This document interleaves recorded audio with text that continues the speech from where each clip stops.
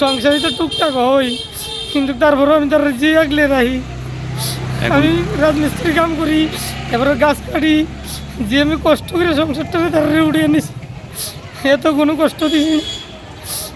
আমার ছোট ভাইয়ের লাগে আমার জান। কি চাইতেছেন এখন ভাই? আমি চাইতেছি আমার বউ বাচ্চা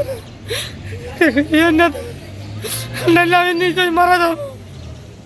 আমি আর বাঁচতে চাই না। আমি কোনোদিন জানতাম না, কিন্তু বাড়ির কেউই কোনোদিন এরকম খারাপ দেখছে না। কত বছর সে বিয়ে করছেন? বিয়ে করছি 11 বছর হয়েছে। ছেলে মেয়ে কয়জন আপনার? আমার বড় মেয়ের 10 বছর আর ছোট মেয়ের 1.5 বছর। নিজের স্ত্রীকে ফিরে পেতে থানার সামনে অঝরে কেঁদে চলেছেন স্বামী। আমার স্ত্রীকে ফিরিয়ে আনুন, আর না হলে আমি মরে যাব। থানার সামনে কাঁদতে কাঁদতে এমনটাই পাগলামি করছিল এক স্বামী।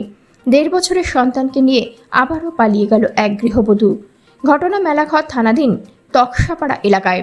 ঘটনার বিবরণে প্রকাশ, মেলাঘর থানাধীন তকসাপাড়ার প্রদীপ দেবনাথ পেশায় একজন রাজমিস্ত্রি। আজ থেকে 11 বছর আগে বিয়ে করেন উদয়পুর কুপিলং এলাকার মাম্পি দেবনাথকে।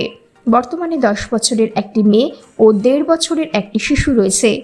কিন্তু গত বৃহস্পতিবার মাম্পি দেবনাথ তার 1.5 বছরের শিশুকে বিশ্রামগঞ্জ ডাক্তার দেখানোর উদ্দেশ্যে বের হয়ে যায়, আর ফিরে আসেনি।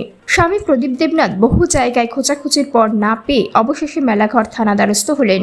11 বছরের মধ্যে স্বামী প্রদীপ দেবনাথ কখনো কোনোদিন তার স্ত্রীকে কোনো ছেলের সঙ্গে কথা বলতে মোবাইলে দেখেননি, কিন্তু পালিয়ে যাওয়ার পর তিনি জানতে পারেন তার স্ত্রী কোনো এক নম্বরে মোবাইলে দীর্ঘক্ষণ কথা বলতো তার প্রেমিকের সঙ্গে।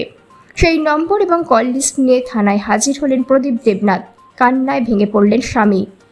11 বছরের সংসার মুহূর্তের মধ্যে শেষ হয়ে যাবে, স্বামী প্রদীপ দেবনাথ হয়তো ভাবতেও পারেননি।